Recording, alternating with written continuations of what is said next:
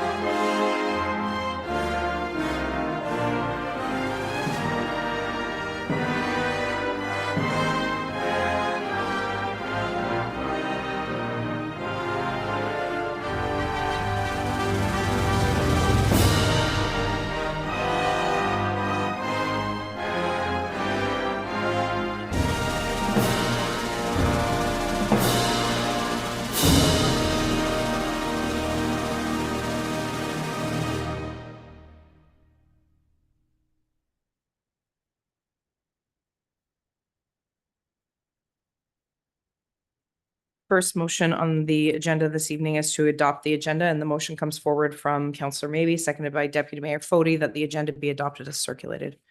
Any errors, additions? I'll call the question. All those in favor? All those opposed? And we're carried. Next item is declaration of pecuniary interest and the general nature thereof. Does anybody have an interest to declare?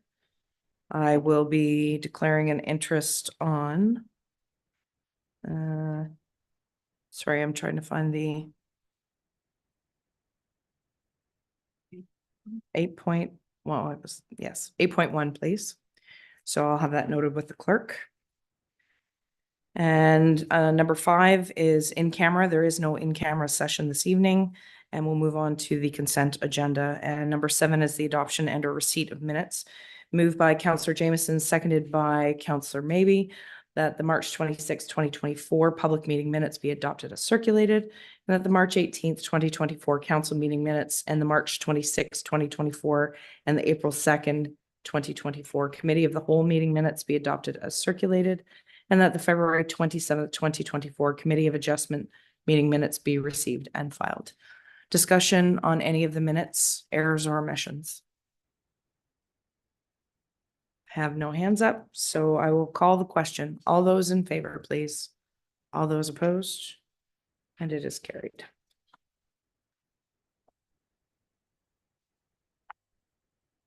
Moving forward with staff reports. Moved by Councillor Jameson, seconded by Deputy Mayor Fody. The council approved the staff reports as recommended at April 2nd, 2024 committee of the whole meeting. So that is where I will relinquish the chair to the Deputy Mayor.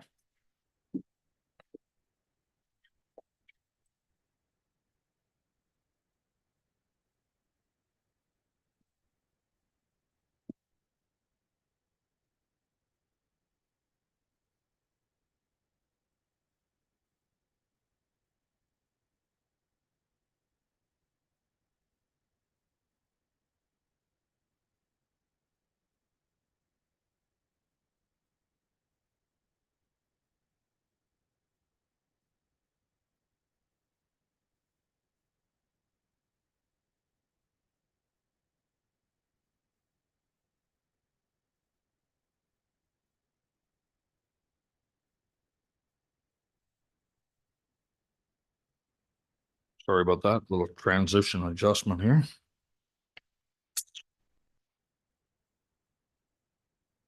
Moved by Counselor Jameson, seconded by myself. Council approved staff reports as recommended April 2nd, 2024 on a committee of the whole meeting.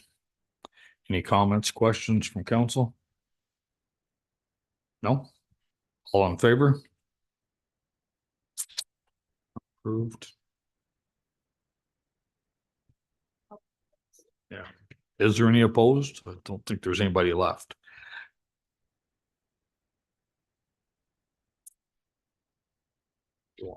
Sorry.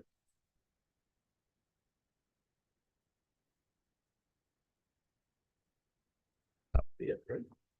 And we'll call back the mayor.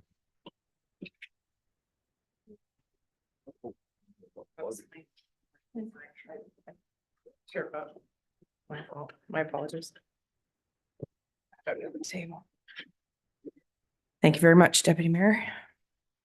So the next item on the agenda is in regards to the information items. So the motion is that coming forward from the Deputy Mayor Fody, seconded by Councillor Maybe, that the information items be received and filed. So we have 9.1 through 9.8. Is there any item that requires any further comment or question? Go ahead, Councillor Lackey. Thank you, Your Worship. And through you, just maybe a little discussion on 9.7, 9.7. tile drain loans. Okay. Is there any further question in regards to any of these information items? Councillor Rowe. Okay. Okay. So we can have the conversation in regards to these. If there's anything that comes out of them, then we'll pull them out of the, if there's any action to take out of them, we'll pull them off the agenda. Okay. And then we'll deal with them separately. Otherwise, we'll just ask the questions and go from there. So 9.7, Councillor Lackey, if you want to go ahead. Thank you, Your Worship. And through you, the reason I pulled this is there are, I think, some expertise around the table. Like everything else that's dealing with the carbon tax, among other taxes. Is this something that we should look at, seeing as we're somewhat progressive in the township with people doing tile drains at this point? Is that something we need to look at closer? So it's set by the province, I believe, and the province just actually approved in the last budget cycle that they're going to increase the upper limit, I believe, to 150,000, correct? So it's not necessarily something we decide as far as the limit is concerned. It's provincially designated. It's already been done, I believe. So go ahead, Deputy Mayor Fody. Thank you, Your Worship. And through you to Councillor Lackey. Just this past weekend at a social event, this came up in agricultural talks that a contractor, namely Jim Maitland from Jasper, Ontario, had indicated to more than one farmer that he had been told that this approval rate has already been bumped, as the mayor had said, to 150,000. So I, like you, had read this, but this now comes a little redundant when they're asking for 100,000. So I would just assume leave it at 150. The rate, Thanks for that clarification. well, the rate apparently has not been established. That was the question I asked, which is currently 8%. So I think, again, that'll be something that's established by the province and we will enact it under the OMAFRA rules for tile drainage. right. To put it in perspective, I think it indicated in the package we received that this hasn't been changed since 2004. And as one farmer had indicated, the current 50,000 is 2 days of work. That's the current cost of tiling ground. If a contractor is making good headway, they can walk in $50,000 worth in 2 rounds, 2 days. So it is, you're right, though. It is key to have that bump to today's real numbers. Okay. So with that, we'll move on to 9.4, 2024 annual repayment limit. Go ahead. Thank you. And through you, Your Worship, it's just a few comments. It's a succinct report. It's pretty black and white. The numbers don't lie, but it does beg the question of it puts in front of us the township is moving in a direction of perhaps acquiring debt. It seems to be one of the more debt. It seems to be what we're doing recently. As we all know, you have 2 choices in in municipal money, it's your CVA, your current value assessments are increasing, or your tax rates are going to rise, or you assume debt.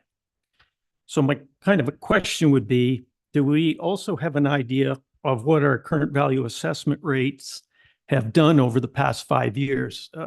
We don't really talk about that enough. And this, I do appreciate that the province has held our, since 2016, we've all heard that ad nauseum. But beyond that, our CVA should increase somewhat. There is a new building going on. There are renovations going on out there constantly. We're approving them.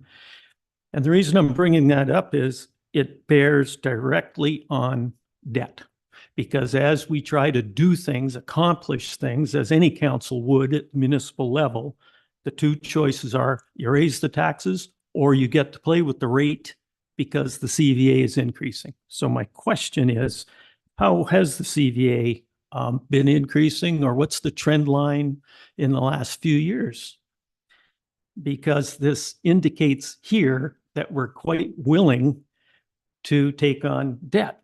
That seems to be the message behind this report, unintentional perhaps, but it's saying we're at 5% of your allowable, not so bad. Well, hey, 5 years ago, we didn't have any of this debt. But it seems to be we're being, I won't use the word forced. It has to happen to some degree. But if our CVA went up, then we would be in a better position not to take on debt. So it's this circular argument that we're all fairly familiar with. And so my question is, again, how has our CVA done to prevent us from, or to mitigate our debt structure? Thank you. Mr. Treasurer, do you have an answer to that question, or do you understand the question clearly enough to? Yeah, Sorry. so through you, Madam Mayor. So I believe the question is, outside of the regular phased-in assessments, how has our assessment been growing? Yes. I believe looking from 22 to 23, it was just under 1% for the total current value assessment.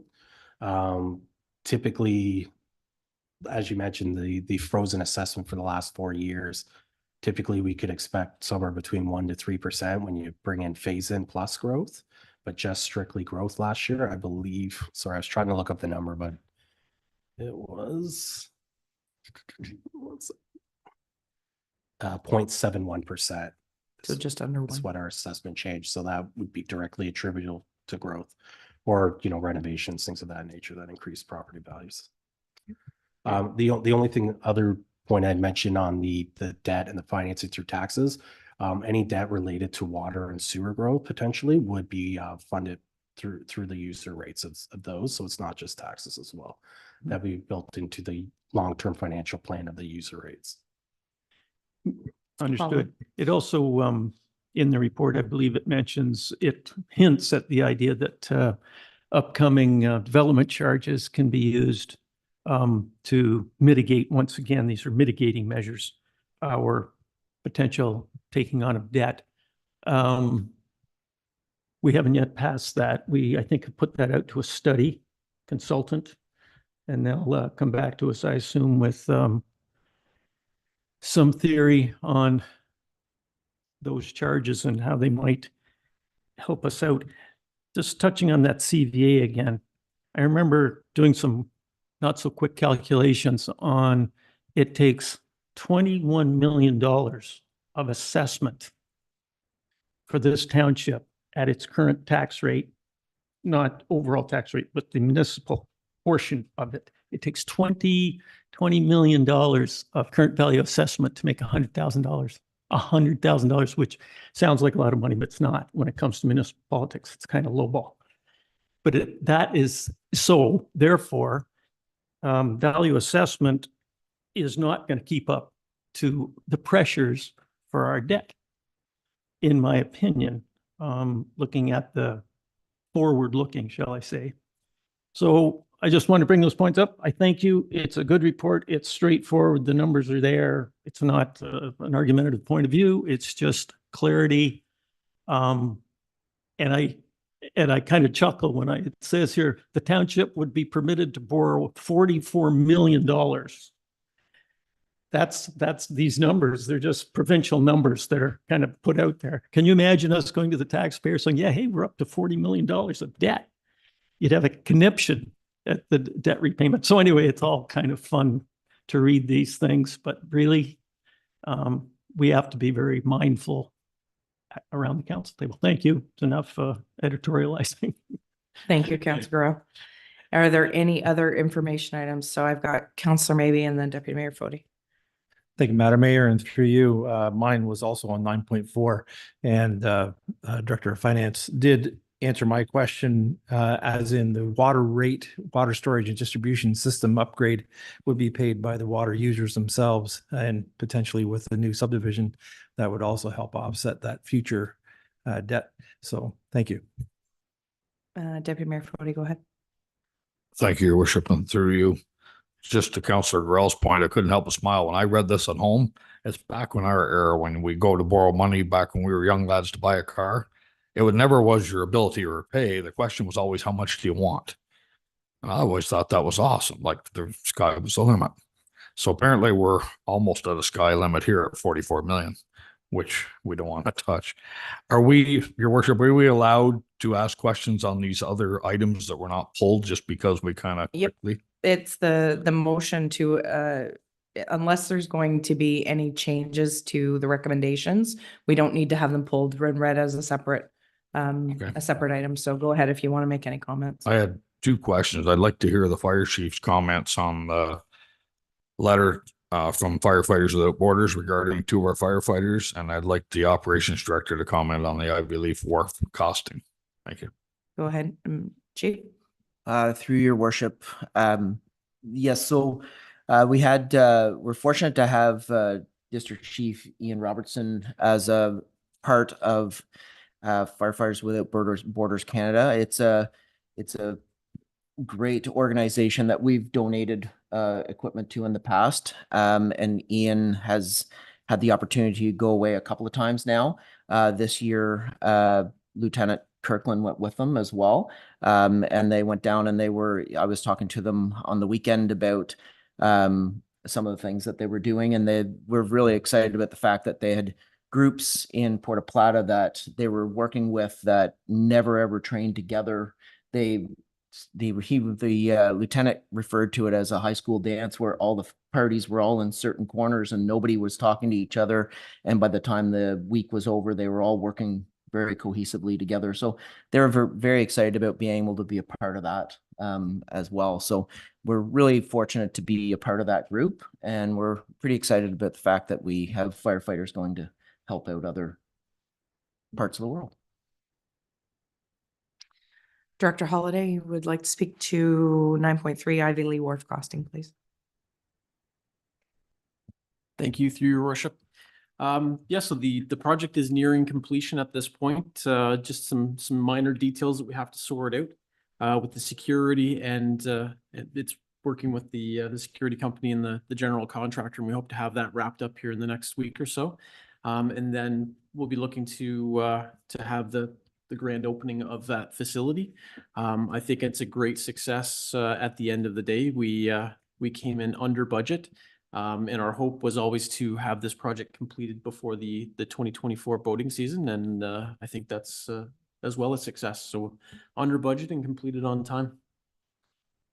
Just to put a number to that, as per the report, the surplus was $198,503.46.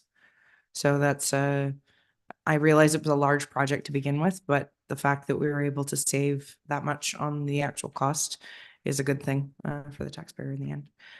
Councillor Brown, go ahead. Thank you. And through your worship, just to be careful and clear, when this, when we started moving numbers of 2.6 million around early in the project, we did indeed include the purchase of the land. And as I read through the report, I became somewhat confused and tried to do some basic arithmetic here. And I just want to be clear, as we arrive at this surplus, is that number a surplus from the 2.6 where we started, including the property, or is it outside of the property acquisition. Because at one point we were including it. And as I went down, I think it still holds. I just wondered if in your mind you were thinking that. So I had the treasurer's put his hand up so he can Mhm. answer that. Go ahead. Yeah, through Madam Mayor. It's one and the same. So the original 2.6 million included about 350,000 that was spent in 2022, which is currently sitting in on finance. So we carried over the 2.25 into 23, of which they spent just over 2 million. So that's where you're getting the just under $200,000 surplus. Overall, with the on finance, it'll come in at 2.4. So we're still under 200, just about 200,000 of okay. that 2.6. So basically it wouldn't matter if you include it. Yeah, It's, it's it is one and the indeed, same. it's a Yep. real number. It's not a, it's not a. It's not a shell number. game. It's real. Thank you. Thank you. Congratulations. Any further comments? Oh, sorry, Counselor, maybe go ahead. Thank you, Madam Mayor, and through you. The only other one is 9.6, the CN right away. Very timely to a point. All for them keeping the clear tracks clear of debris or vegetation and stuff. I guess the only thing that's of interest is that they're coming to us to ask for something when too bad communications wasn't really a two-way street sometimes. Thank you. I don't imagine anybody will argue that around this table. I just wanted to add one more thing in regards to the thank you letter for Firefighters Without Borders. So, it was great to see that 2 of our people went down, but I just want to also underscore there was another individual who works for the county and the paramedic system who actually lives a few doors down from this building, Cassie Cross, who also went down with that group.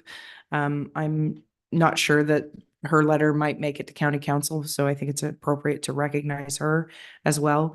They actually had a medical incident down beside the pool on their day off before leaving, where someone had a grand mal seizure and was about to be very severely injured. And Ms. Cross came to the rescue along with Ian. I'm not sure where Chris was at the time, but anyways, they were able to attend to that individual medically and prevent them from hurting themselves even more. So I know it's been well received. The program is growing. When there's talk about us donating equipment, a lot of it's surplus equipment, things that have expired that we would probably, Lord knows where it might go. So Carl from Firefighters Without Borders makes sure that they don't go into a landfill where they could be utilized, whether it's an underserviced area. So it's a great program. So with no other hands up, I'll call the question on the motion to receive and file the information items. All those in favor? All those opposed? And it's carried. Okay. Moving on to number 10, action required items. So the motion comes forward from Deputy Mayor Fody, seconded by Councillor Maybe, that the council approve the zoning bylaw amendment attached to Planning Development Report number 2024-011 as Exhibit D to amend the existing site-specific rural special exception 49 RU 49 zone to increase the maximum permitted setback from Blue Mountain Road for any structure on the property from 70 meters to 110 meters, and to permit the temporary day use of a travel trailer prior to receiving a building permit for a primary dwelling for a period up to 2 years, and further to rezone a portion of the subject lands to include a holding zone classification to protect an identified significant wildlife habitat feature. So the motion is on the floor. Discussion by council. Go ahead, Deputy Mayor Fody. Thank you, Worship, and through you to the planning department. After listening to the applicant Theo Graham's comments, is this something that can be tweaked among yourselves and thus satisfy the neighboring properties? That it sounded to my ears like he was willing to move the house build further to the east and thus get away from the backyard visual encroachment.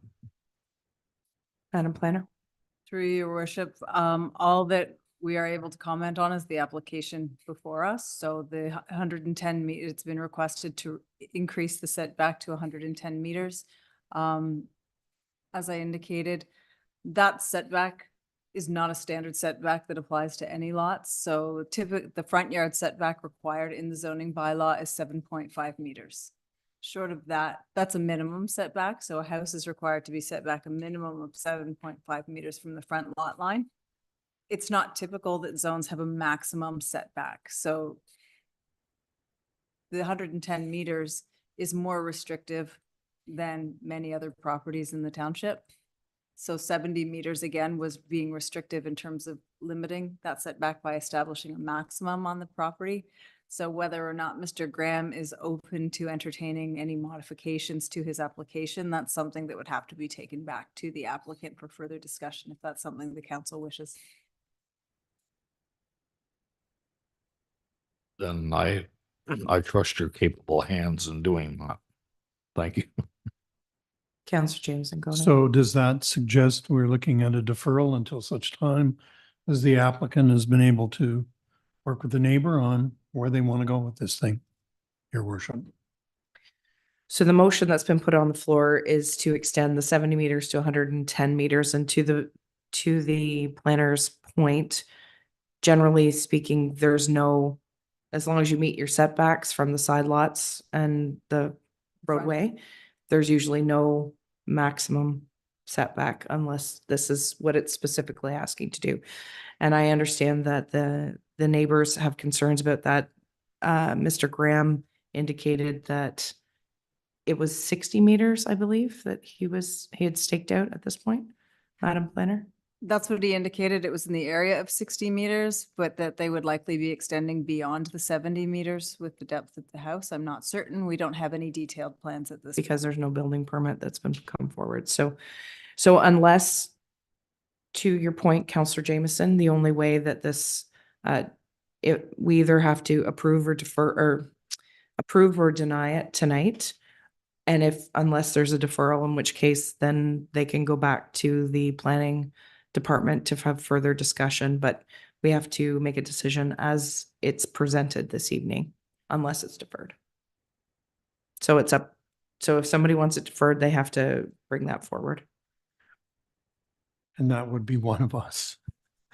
I can't Well, do it from the chair. I mean, it's only because it's confused by the input. And that's why I'm raising the deferral. If there's an interest in accommodating, it's kind of got to be down on paper for it to work. Correct.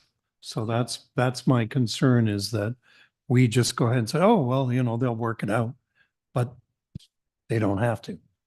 Correct. Deputy Mayor Fode. Thank you, Your Worship, through you. I think the easiest way to address this is to defeat this If you defeat it, then it can't be brought back. at all. So no, that's why the deferral is the option, the better option, because if the applicant wants to stick with that, he can't come back and ask for it again because we've already defeated it. You can't ask for the same thing Well, twice. my thought process was that Mr. Graham's words were he is willing to move it to 60 or 70 meters, and he's not going to build for 2 years. I was thinking the time allotment of 2 years would give ample time to reapply to go ahead. Go ahead, Madam. Thank you, through you. If the application were to be defeated, that would mean council will have voted on staff's recommendation and a decision's been made on the application, and that is the end of that application. So the applicant would have to resubmit another application and go through the planning process with a public over meeting and pay the fees and go through the whole process again. So as the mayor has indicated, a deferral would provide the opportunity for staff to take this back to the applicant to have further conversations to see if there's any room for discussion between the applicant and their neighbors, and bring that back. Okay. Sorry, Counselor, maybe go ahead. Thank you, Madam Mayor. I was of the same opinion that we defer it. Because there's no building permit even being asked for at this point, they can work on a location for the home that may suit the neighbor's viewpoint also. And they've got some time. So even in 30 or 60 days, defer it and see if there's a workaround. Is that you putting a motion to defer? Sorry. So Counselor maybe is putting a motion to defer this to the May meeting. And we have the Deputy Mayor Fode seconding that. Go ahead. Thank you, through you. If I could just suggest that don't define the meeting. Oh. Because there may be some need for some further time for discussions, so. So it's just a if straight we could just deferral. defer it. Okay, then I won't. So you're okay with that, mover and seconder? Okay. So the motion comes forward from Councillor maybe Deputy Mayor Fode to defer this matter until such time that the planner can come back with further details. Any discussion on the deferral? All in favor of the deferral? 1, 2, 6. And that is carried. Okay. So next item on the agenda is application for zoning bylaw amendment 474 Park Hill Lane, moved by Deputy Mayor Fode, seconded by Councillor Jameson. That the council approve the application for zoning bylaw amendment file number D14-2024-003 for the property municipally known as 474 Park Hill Drive to be approved. Amending the existing island residential RI zone to an island residential special exception 61 RI-35 zone in the zoning bylaw number 07-079 attached to the planning and development 2024-010 per exhibit E draft bylaw schedule A. So that motion is now on the floor up for discussion. Go ahead. Through you, Your Worship. When I read this, I see that it was, if I have this right, there was a dwelling, a garage, a shed, and an illegally built sleeping cabin. So we are here being asked to say, yep, you're good to go. Not only that, you can extend your sleeping cabin, illegally built, and it has washroom facilities, and it's not allowed to have kitchen because it's a sleeping cabinet. And it said the applicant is required to remove the existing stove and oven. So he's been cheating for quite some time, no doubt. So was there any penalty, or are we just, once again, stamping it and saying, that's just fine, go ahead, it came before council and we're okay? I am not okay with people doing things and not being somewhat having their knuckles wrapped. It goes on constantly on the river, and it puts our planning and enforcement people in very tough light. And I get phone calls often enough about inconsistency on one hand, zealous on the other. And right here, I don't know the real background here, just what I read. And it sounds to me like if it was just carte blanche, then once again, I'm going to get a phone call saying, look what happened over there on Hill Island. Why didn't that happen to me? I really get tired of people building things, and I'm not anti development. He's got a house, he's got a garage, he's got a shed, and a sleeping cabin by any other name is another cottage. Was there any penalty there? Just out to the illegal building of the building? Madam Planner, do you want to speak to that, please? Thank you, Your Worship, and through you. The sleeping cabin was identified through building staff having visited the property. Just wish to clarify that it wasn't a purpose-built sleeping cabin. It was an existing detached garage that was converted into a sleeping cabin. The island residential zone does permit a sleeping cabin. There is a request for an increase in size by 16 square meters for the proposed sleeping cabin. Staff have reviewed it in terms of meeting the intent of the zoning bylaw in terms of it being subordinate to the main primary single detached residential dwelling on the property. The property is quite large, so the existing buildings on the property meet and comply with the maximum lot coverage of the zone. The sleeping cabin is well set back from the side lot lines. The public input that we've received so far to date has been in support of the application, being neighboring property owners. Just At the identification of the issue, the applicant was given the opportunity to file an application and go through the full process to bring the property into compliance in terms of the zoning, and that's the purpose of the recommendation this evening. When I look at the fees and rates and so on by law, I see in there, and I'm not sure this applies, but again, I'm just trying to get at, was there any monetary issue here? When I look at the fees and rates, I see that if someone does something, the chief building inspector has the right to go in and evaluate a price. And then a certain percentage of that or whatever becomes, I won't call it a fine, but it becomes the rate at which something is chosen, is assessed. So once again, the simple question is, was ever a monetary penalty of any kind attached to this illegal construction or construction that someone took upon themselves to build on a property with no permit, I'm assuming, just made a conversion to a sleeping cabin with a stove and a fridge and a nice deck? Was any monetary penalty pushed or asked for? Thank you.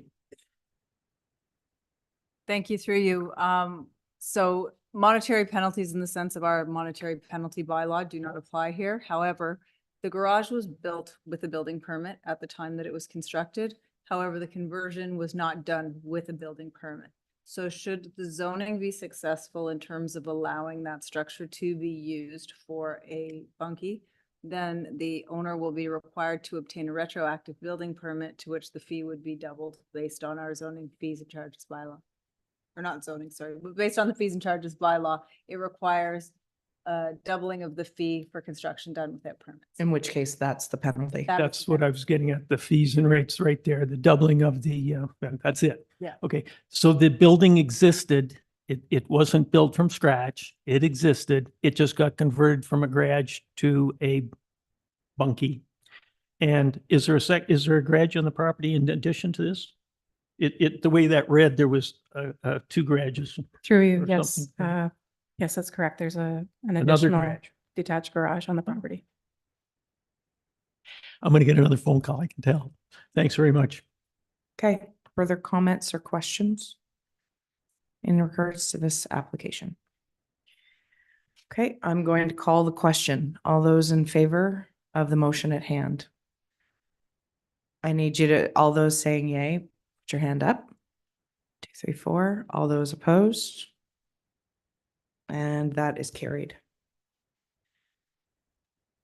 Okay, so we'll move on to 10.3, which is applications for official plan amendment, zoning bylaw amendment, and draft plan of subdivision Lansdowne.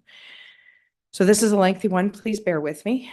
Motion comes forward from Deputy Mayor Fody, seconded by Councillor Jameson, that council adopt the official plan amendment attached to Planning and Development Report 2024-013 as Exhibit D to amend the official plan designation of a portion of the subject property on Schedule B1 from residential to highway commercial, and amend the designation of a portion of the subject property from highway commercial to residential, remove a portion of the environmental protection and the 30-meter setback from a portion of the subject lands, and add a new special exception area for a portion of the property to Schedule B1, and add a special exception area 6 policy text as a new section 5.9.2.2, sorry, that 5.9.2.2.3.6 in the official plan. I don't want to speak wrong.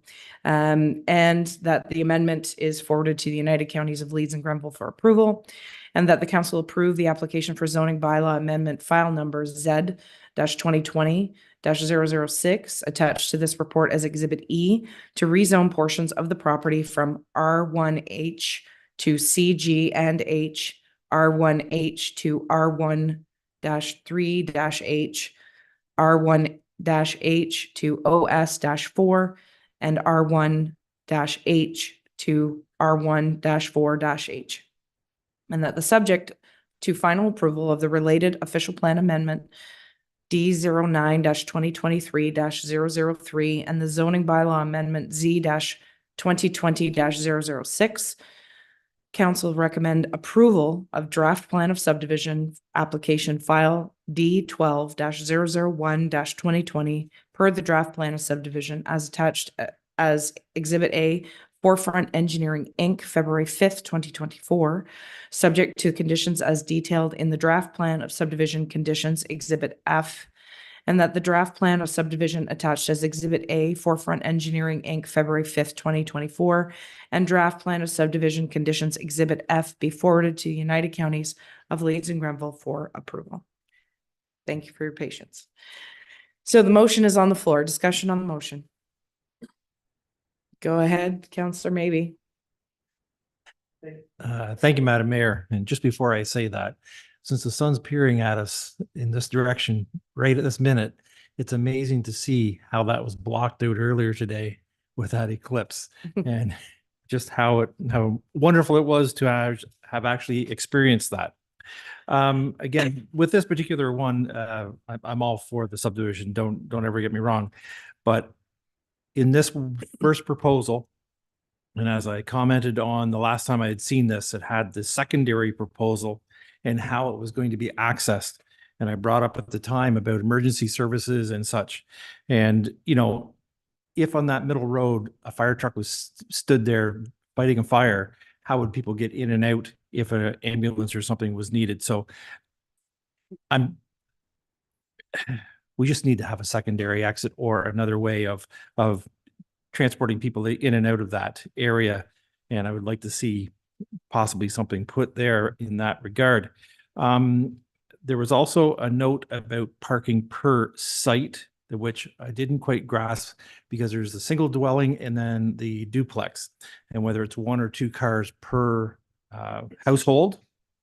Another question is sidewalks. Are they part of this subdivision? Is it mandatory? Is it something we're going to be looking at there? And the other thing which would fall on the county is that this subdivision coming into the main part of Lansdowne, are they going to put a proper sidewalk and train signal for pedestrians to cross the railroad tracks when a train is coming through? So, and I know we probably can't answer that one, but it would be a very large concern for the residents if they're walking, and particularly children if they're even walking up to the school. Thank you. Madam Planner, do you want to speak to that? Excuse me. With respect to, through you, minimum parking, the zoning bylaw does require the 2 parking spots per dwelling unit. That would include the semi-detached. The zoning has been structured to require a minimum length in the driveway of 6 meters. In addition to the attached garage, which will provide sufficient space outside of the public right-of-way for 2 cars to be parked on the private property. Just a little follow-up to that parking.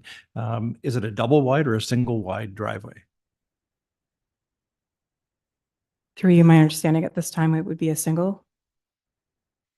With respect to sidewalks, that is something that will be addressed through the detailed design phase of this development. So should the draft plan be approved, the applicant's required to fulfill all the draft conditions that are enclosed with the report and apply for a final plan of subdivision and secure that approval within 3 years. And in doing so, provide all the detailed design plans for the subdivision that we don't have before us at this time.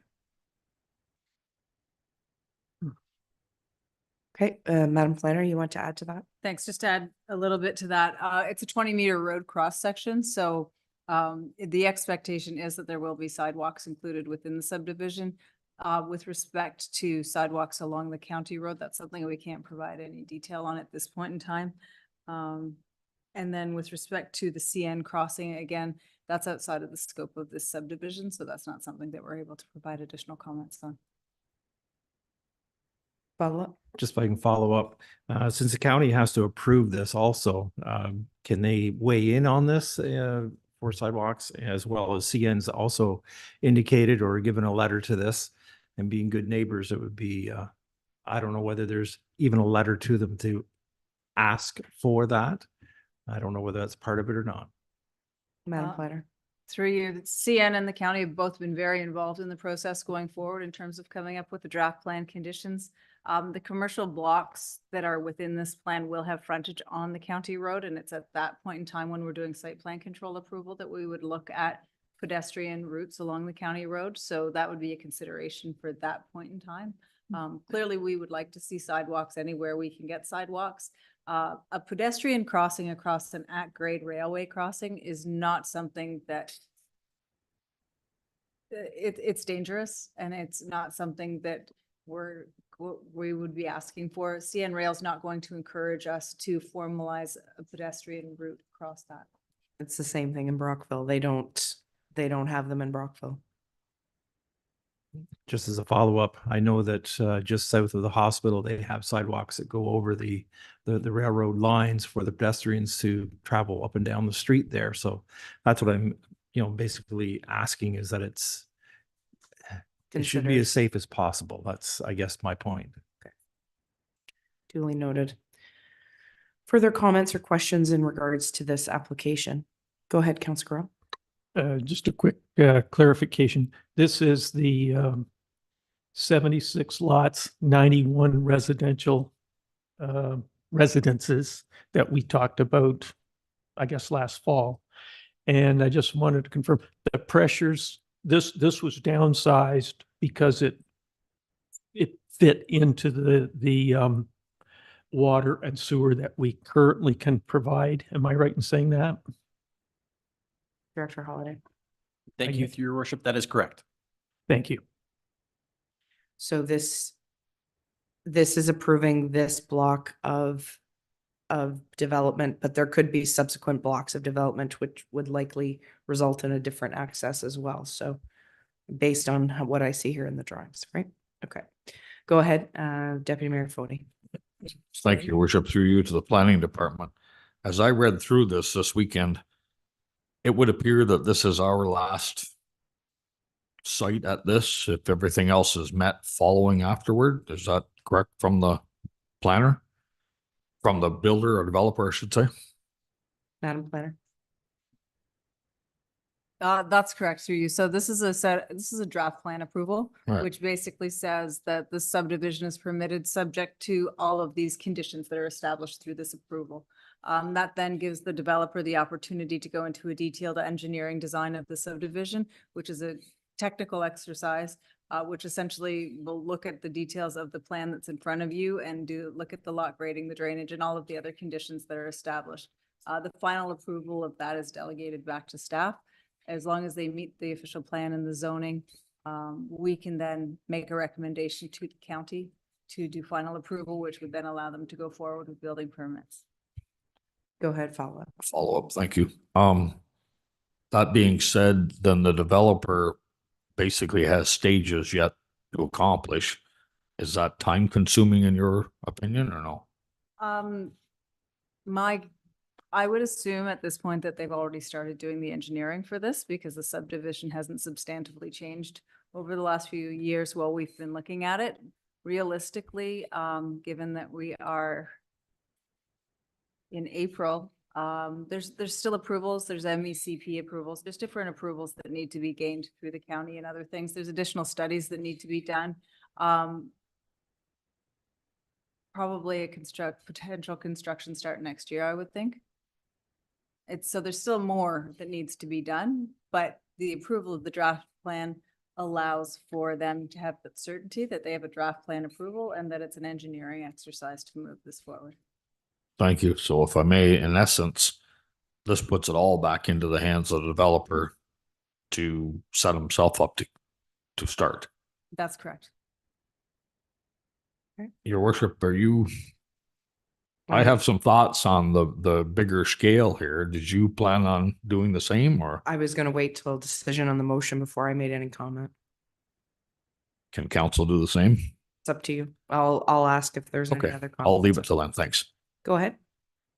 Just as things are flying around, I just want to be clear that in the event that this development expands to a greater size than we're seeing right here, would there have to be another OP amendment down the road? Great question, Madam Planner.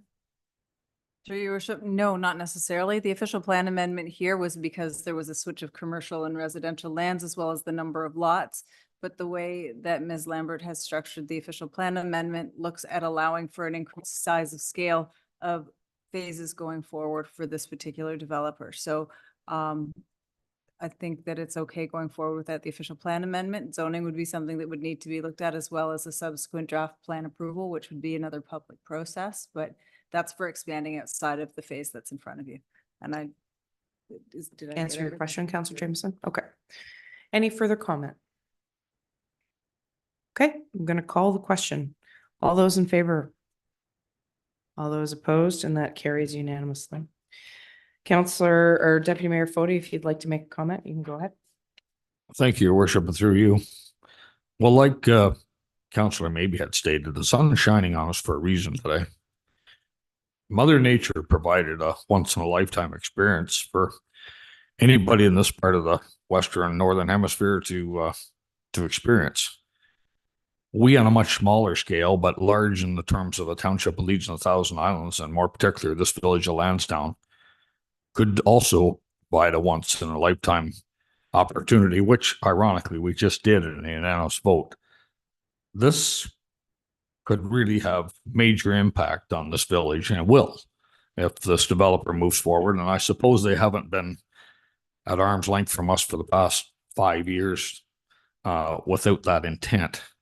So it pleases me greatly to know that, as Councillor Grell had spoke to earlier, this will have huge impact on our revenue through taxation down the road as the developer creates all these homes and puts people in them.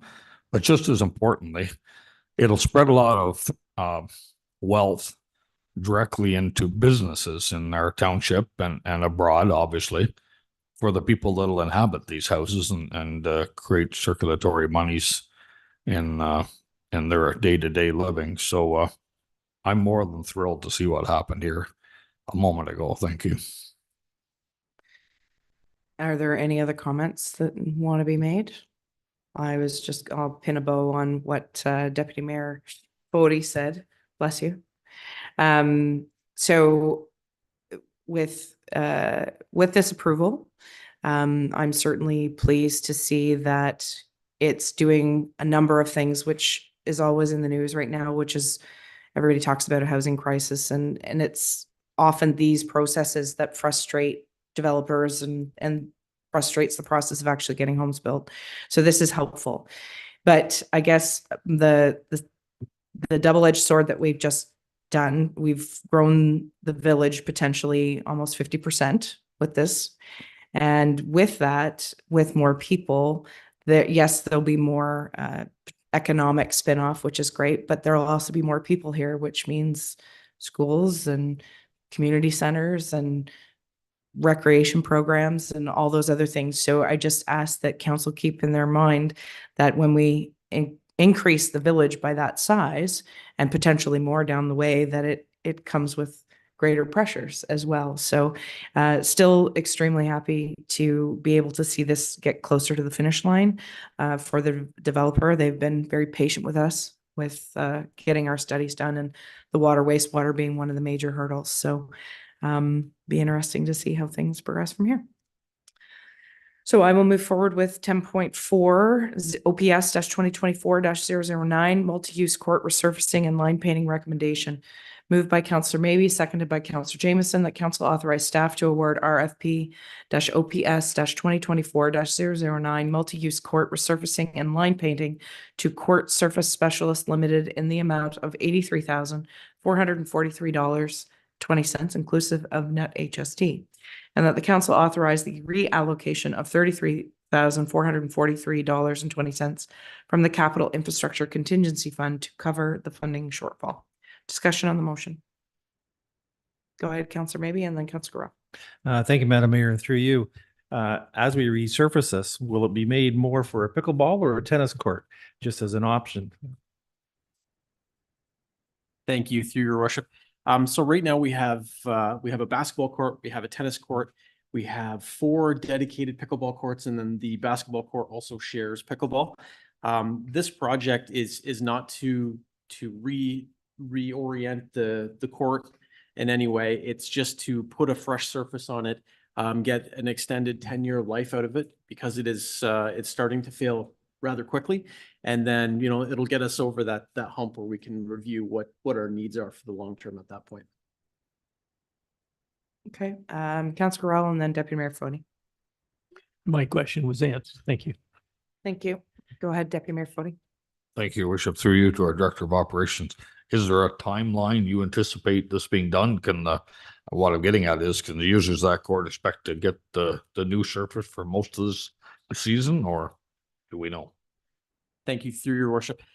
In order to complete this project, it has to be done at the, you know, driest and warmest weather for it to adhere properly and get the best finished product.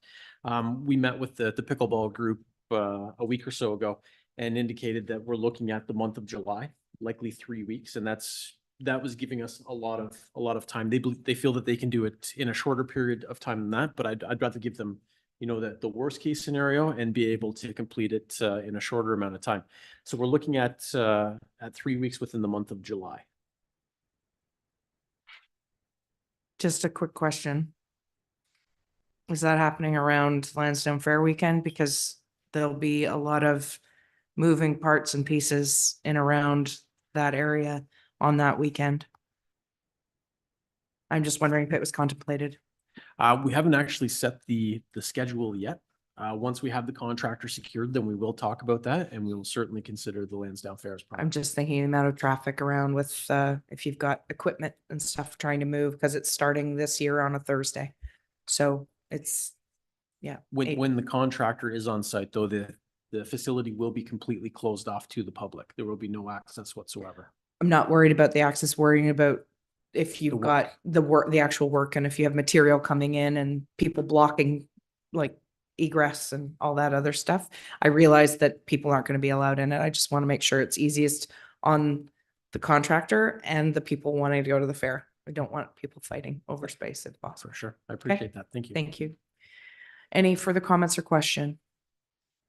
Seeing none, I'll call the question. All those in favor? All those opposed? And it is carried. Council, we've got quite a few more things to go through here. Would we like a break? We've been here since 6. Okay, we're going to take a 10-minute break. So we'll be back at 7:38. Thank you.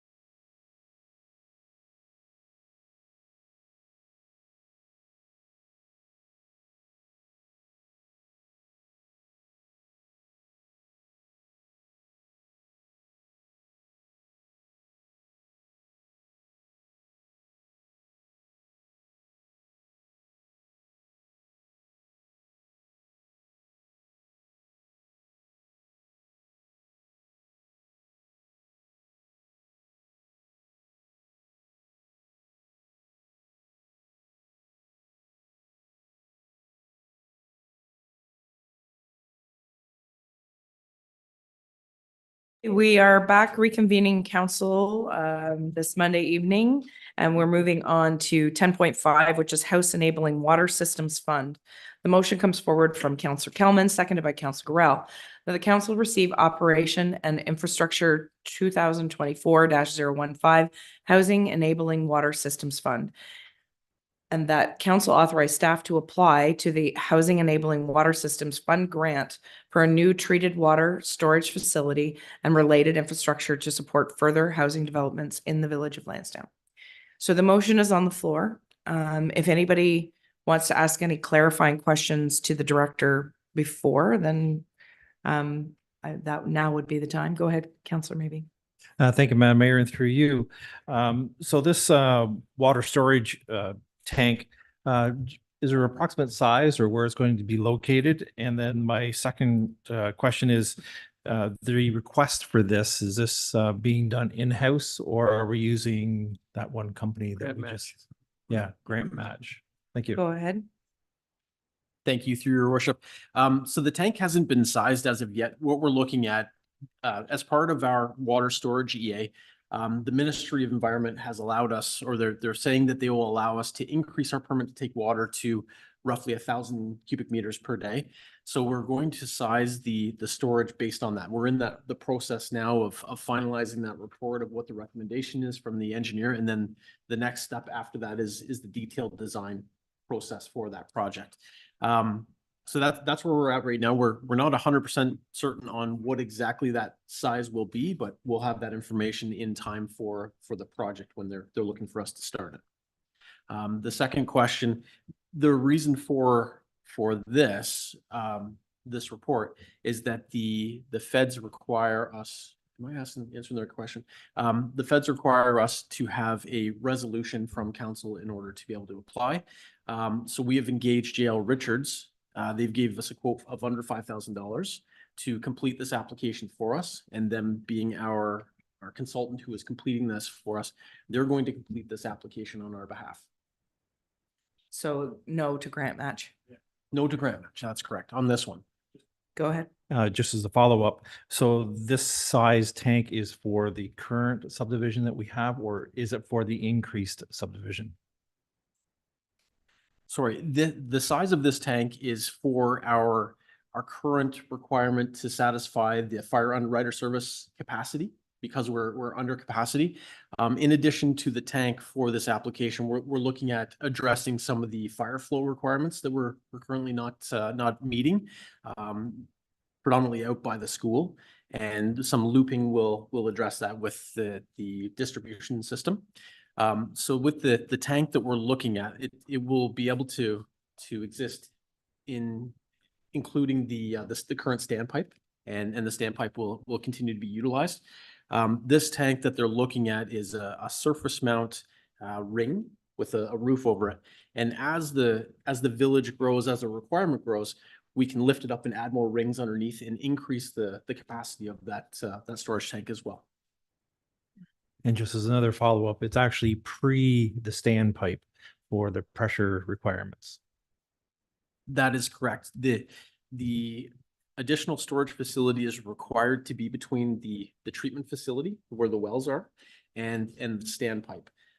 This helps also with the chlorine. We have to have some time for the chlorine to do its thing in the water. And then it will be pumped from there. So an additional pumping chamber will be required to pump it up into the standpipe at that point. Okay. Further comments or questions? Go ahead, Councillor Gorell. Thank you. Through you, your worship, to operations. Was it last week you'd brought up the concept, Dave, that perhaps we were in a better position because it was determined that we could dig between the treatment and the tower? Is this what we're referring to here? And because you just mentioned containment as opposed to a pond, was that always what you intended? Was this containment with rings? Thank you, through your worship. So this is for the water portion of our system. So we'll continue to have the storm water ponds for the sanitary. This is for the drinking water. And Yeah. the challenges that we have now, what we were finding when we had engaged Jail Richards was that we weren't meeting the fire flow requirements at the school. And they thought that the requirement would be for a new water tower instead of a standpipe to gain that head pressure Yeah. of the tower. Yeah. And it turns out that we're able to address the pressure aspect of things by looping. So when you come out of the road where the treatment facilities are, before you hit the water tower, the water main only goes to the east. It does not go to the west around to where 1 Jesse Street is and tie into Jesse Street. In addition to that, 1 Jesse Street is not tied to Frederick Street, which is the next street parallel. And it's not tied to King Street other than by Garden Street. So we have these dead end runs where you have loss and you have additional operational requirements. And by us tying those in together, that will address our fire flow requirements out by the school. Great. So the good news is no new standpipe required. Yeah, that was, I guess, the news. Yeah. We don't need a new standpipe or something. That is The gist of correct. the Yeah, gist of it? and the savings for the water tower versus the standpipe, I just received a number today from Jail Richards that a water tower would cost us approximately $8.5 million in today's dollars. So instead of 8.5, we're down at 4 point. Well, And that would have just been the water tower, not anything else. that's correct. Having just spent $1 million on it. Yes, so that good news. Very good news. Thank you. Yes. Thank you. Deputy Mayor Fode, go ahead. Thank you, Your Worship, and through you, I think it's fair that when I was in the office the other day, I popped in to see the Director of Operations, and I had asked about this, and your answer was what you gave a minute ago. You can add these rings to it. So any future development, we can just keep adding rings. I'm sure most of us have seen towns and cities. I know there's some west of us. I want to say Coburg has one, but the Harvest Store Company is the very same people that put up blue silos for farmers, have been in the water tower business for just as long. And some of them are white, not blue, dark blue. But nonetheless, you know, the nice part is, as should the village continue to grow, so can this holding This thing. tank, if you want to call it. And that would save us a lot of money. Loyalist Township has them out in Amherstview, I believe. Yes, you're right. Thanks. So any further comments or questions? Go ahead, Councillor Rowe. So just one final comment. So essentially, we are just being asked, or just that Jail Richards can prepare a application. We are not in any way saying moving it forward with the project, because if we didn't get a certain amount of funding, at this point, we're not moving at all. Is that correct? Well, I got that correct? yes and no. I'll let the director answer that. So the need has been identified where we're not adhering to the fire underwriter service requirements. So it has been identified in the studies that have been completed to date. So this really is a need project for the village, not even for growth at this point, but for its current situation. We do have a requirement to provide fire service or fire flows for any structure that is within the water system. And what has been identified is that we're not currently providing that at certain locations in the system. So there is a requirement currently to address that. And I think that was highlighted last summer when we did have a fire and we had to find an alternate source of water. So that this is what this project ultimately addresses.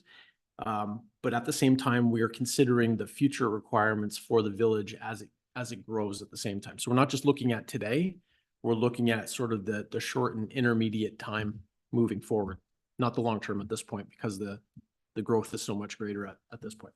But this was contemplated in the 2024 budget. It was included as one of the projects. So this isn't new money in addition to, this was already discussed. Technically, we had discussions about it during budget season. The good news is that based on the increase to the funding, which went from 200 million to 853 million through the province that has become available. We've been lobbying our MPP for a number of years about this upcoming project. The great news is that our director was able to push the consultants to make sure that we were ready to make the application and have their expertise in writing the application so that we can be one of the top candidates to be considered. This is a very competitive process throughout the province because all of these systems are in need of upgrading. So the good news is that we may not have to shoulder this alone, but it will remain to be seen from the province. But I will continually remind our member that we have asked for no money from this municipality for the last 5 years. So, but we're asking now, or provided that we pass this motion. So just following up on those great comments, it would mean that if we failed in getting this grant, we would be back to discussing financing this How would project. we be It's not doing? something that can be put aside for too long. We would have to get to it and have it done somehow. Is that would be a future report, I guess. Yes, that is correct. And I believe that the debt was included in the report that the treasurer had just Yeah, provided. through your mayor, so 2.75 was in the approved capital budget for 24. Of that, 1.9 was to be funded through debt, and the remainder was through CCBF or federal gas tax. So if this project, if we weren't successful with the grant, we would need an additional about 1.75 to get up to the 4.5, but we would certainly need permission to get that additional, but. Right. Okay, that's good. So we'd probably run it through our debt program. Okay, thank you. I would say that everybody needs to be praying for and crossing every finger and toe that we can make this happen at the provincial level. Deputy Mayor Fody, go ahead. Thank you, Your Worship, and through you. As mentioned by yourself, Your Worship, this 865 million in new funding, or the upper limit too, the timing couldn't be better. I mean, our staff has got us right sitting where we need to be, and it's a good thing when they come out with a deadline of April the 19th of this year. I mean, that's about as tight as we could possibly make it. If we didn't have any one of these aspects from the various departments sitting where they are, we wouldn't be able to even apply. And the fact that we've had this other motion to go forward with the new development, that adds to the strength of the application. The member did ask me to find out how many homes, when he was trying to find further information to help, he pushed to increase the funding. And so when we got back to him that we could increase the size of the village and put more users on the system and all of these things, that helps the context of the application in a great way. So any further comments or questions? Go ahead, Councillor Jameson. Only to the extent that I'm trying to understand the basic point of this is to direct staff or enable staff to pursue a funding opportunity. Correct. Now, the actual detail of what we end up doing, of course, down the road is going to be subject to us taking a look at it again. Right. And it's already in the budget. But I guess when I read it, I thought, aha, we are going to see these more often because we have decided we're going more than the grant route, and all these funding agencies will require us to have given staff permission to pursue these applications. So this is really just like it's not a minor step, but it is it's a tick the box on the it's a application. tick the box step to get to the gold, so to speak. Okay. Yep. Any further comment on it? Go ahead, Councillor Maybe. Thank you, Madam Mayor. Through you, adversely, what we take in, we've got to put out somewhere. Is there an application or some sort of grant process to look after the holding ponds? Go ahead. At this time, we're not looking at the sanitary. That is one of the next steps for us.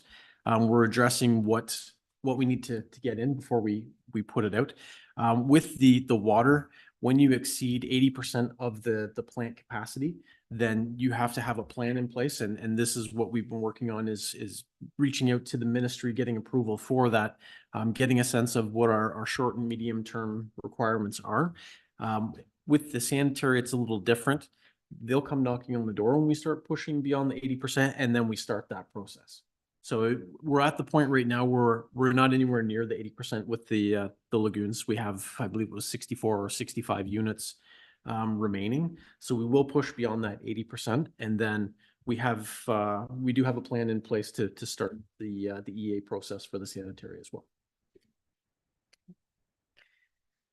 So I have no other hands up. I'm going to call the question. All those in favor of the motion hand, please signify. All those opposed, carried unanimously. We will move forward in an expedited fashion and let our member know, and he will get a copy of our application at the same time. Moving forward, 10.6, 2025 municipal blue box transition, moved by Councillor Kelman, seconded by Councillor Corral, that the township opt out of curbside collection in the village of Lansdowne for the transition period of July 1st to 2025 to July 1st, 2025 to December 31st, 2025, and that the township alternate opt in for depot collection at the landfills for the transition period of July 1st, 2025 to December 31st, 2025. And that delegated authority be given to the chief administrative officer to make decisions and enter into contracts or agreements on behalf of the township related to this blue box transition. Sorry, I'm getting tired. I apologize. Must have been the eclipse. So questions on this motion? Deputy Mayor, go ahead, and then Councillor maybe. Thank you, Your Worship, and through you to our Director of Operations, I suppose. What do we tell the residents of Lansdowne when this comes out that we're not doing curbside pickup in the village as of July 1st next year? Thank you, through your worship. So it will be business as usual. It will just be that the producers are responsible for providing the collection service. They are obligated to provide the same service that we have provided. And by having them pick that up on July 1st, it starts that transition sooner rather than us, it's really pulling the Band-Aid off quickly. As pretty much, I believe every other municipality is going this route as well. Just let them have it, because as of January 1st of 2026, we're out of the game anyways. We're going to have to compete in order to continue to provide that service for them. So let them do it. The downside of it is that we receive money from the fact that we provide this service currently. We're not going to get that anymore, but we're also not providing the service. So it's, win-lose.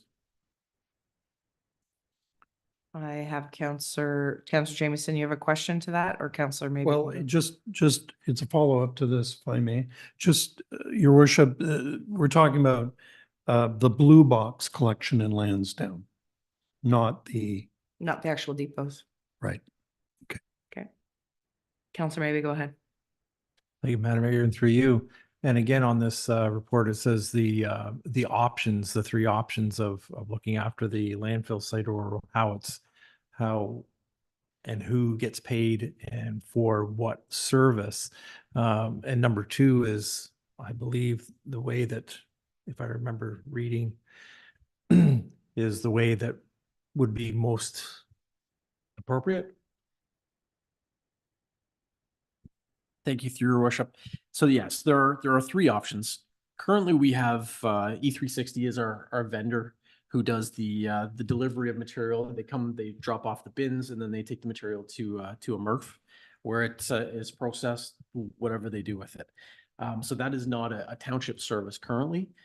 Where we do provide a township service is at the depots with our operators on site, and that makes sense. People come to the depot and they see the operators, they help them along, and then they go.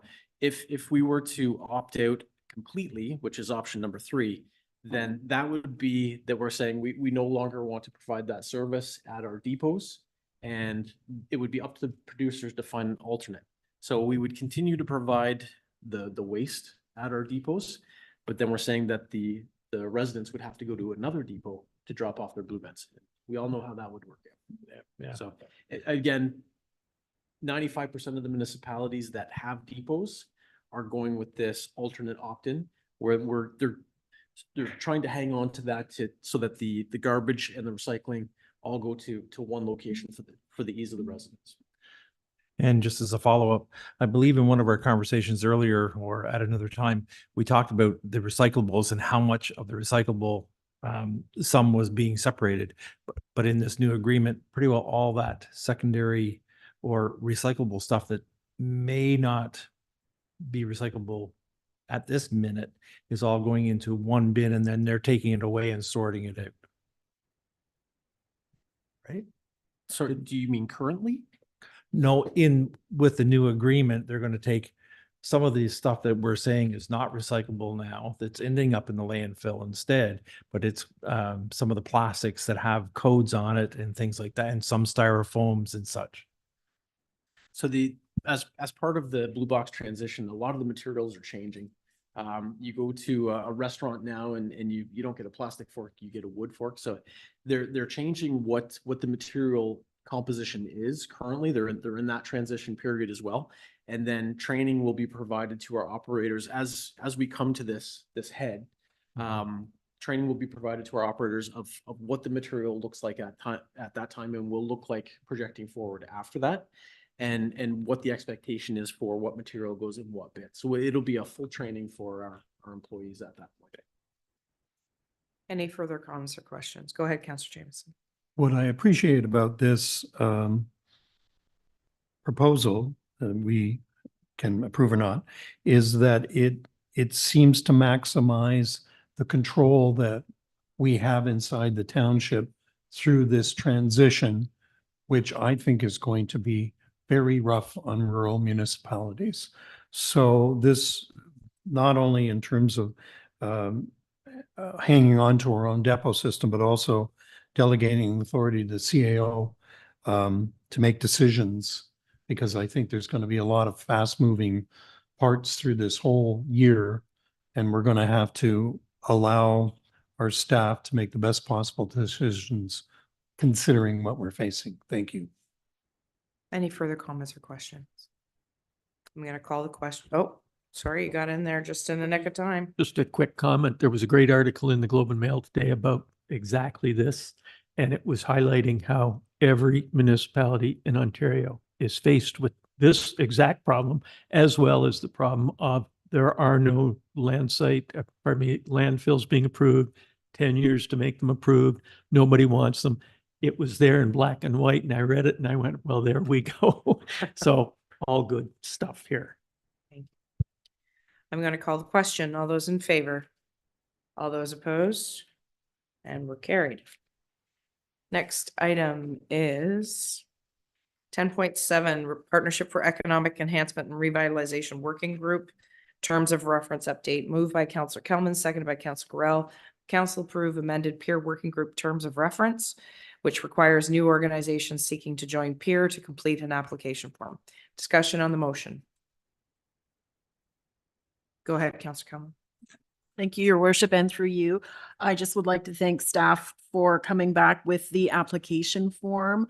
As when this came to council before, and I just expressed concern that we are giving funding for administrative needs to groups that want to join peer, but they could be untested. And so I think it's important that a group truly be representative of the community, and that there should be some establishment of that before we give them funding, and also that there's an evaluation process being done each year so that peer can sort of review its members itself and say, you haven't done anything this year.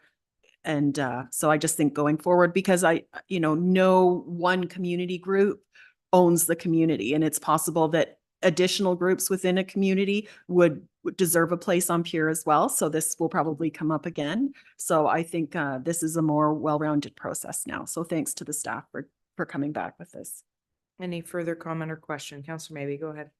Thank you, Madam Mayor, and through you. The only thing that I seen that I kind of questioned a little bit was community or organizations represents, and there's a box for Lansdowne, Lyndhurst, Rockport, and Sealy's Bay. What if Ivy Lee wanted to be part of it, or Willowbank grows into some sort of need for it?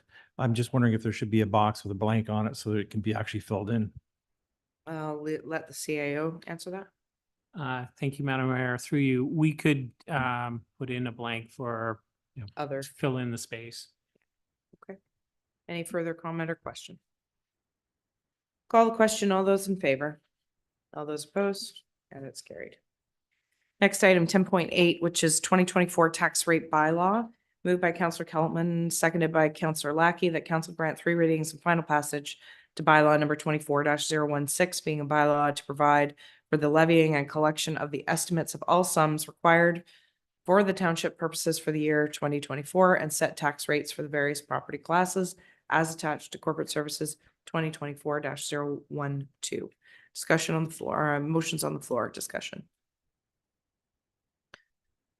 Can I ask an ancillary question? I think I know the answer to the treasurer. I believe when we set this tax rate bylaw, that we still remain the second lowest in the counties. Sorry, through your worship. Yes, that's true. Okay, thank you.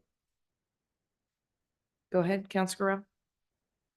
I was just looking up the current value assessment, and interestingly enough, the differential is just over 52 million, if I'm reading this correctly. And what I find curious is the residential portion actually went up only 11 million or so, which again, that just tells you how dire it is trying to get our portion of the money from our tax rates.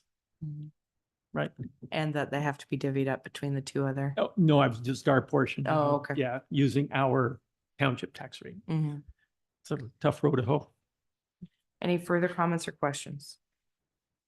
I see none. I'll call the question. All those in favor? All those opposed? That's carried. Next item is 10.9, Councillor Kelman, vacant lands at 405 Lyndhurst Road. Moved by Councillor Kelman, seconded by Councillor Lackey. Whereas at a meeting on March 18th, 2024, Council received Operations and Infrastructure Report 2024-002, providing information regarding the vacant lands owned by the township at 405 Lyndhurst Road, Lyndhurst. And whereas the report included information about environmental and archaeological considerations that would need to be taken into account if the vacant lands were to be open for public use. Now, therefore, be it resolved that staff be directed to include as part of the 2025 Township 2025 budget consideration an estimate for costs for environmental and archaeological work regarding the vacant lands, including possible costs for site remediation and the impact of all costs on the property tax rate. Discussion on the motion. Go ahead, Councillor Kelman. Thank you, Your Worship, and through you. I bring this motion forward because we received the information report, which was excellent.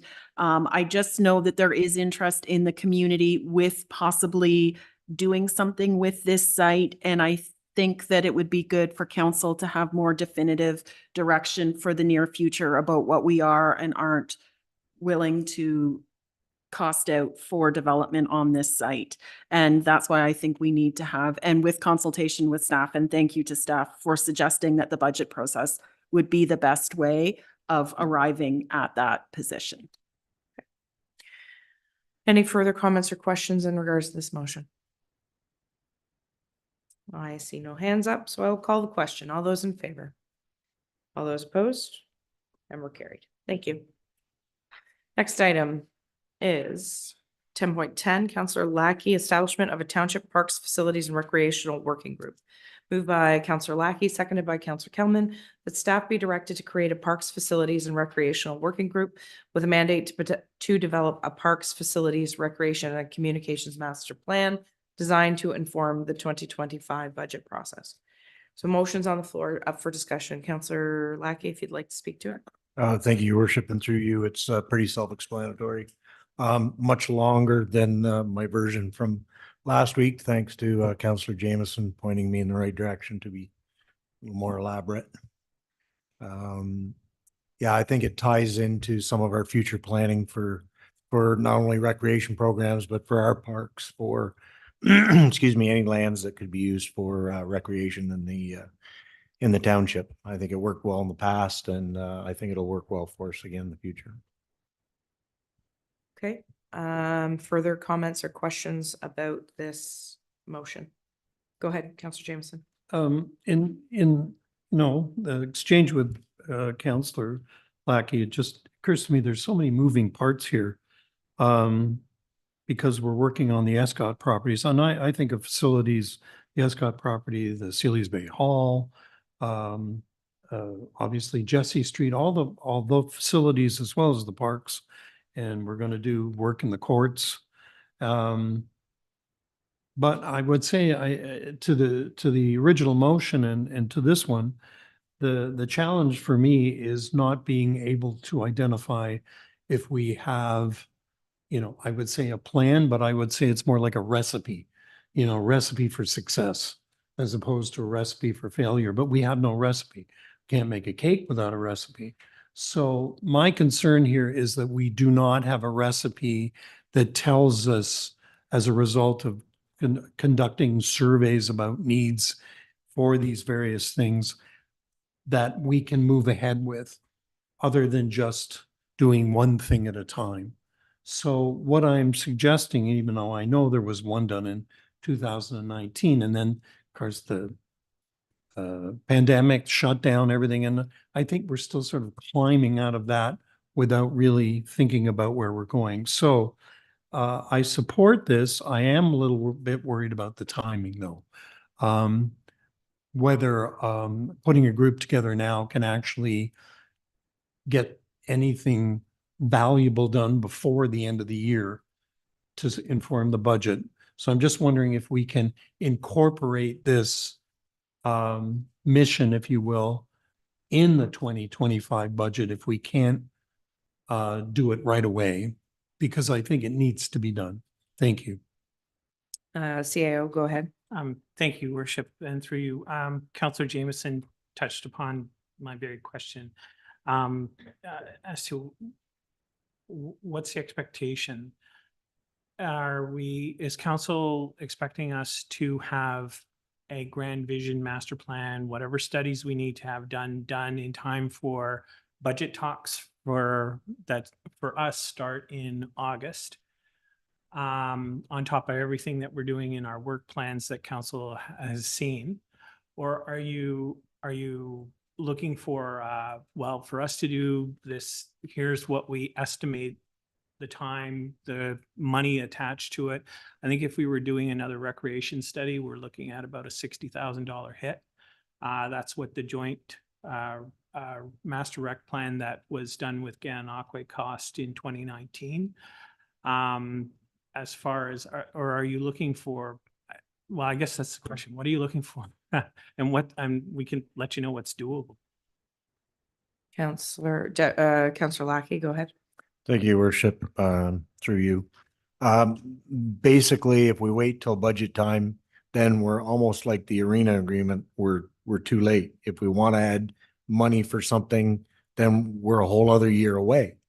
So I think by forming the committee now or soon, it lets the committee get together and form some opinions, feedback, something that we might be able to work with in the 2025 budget.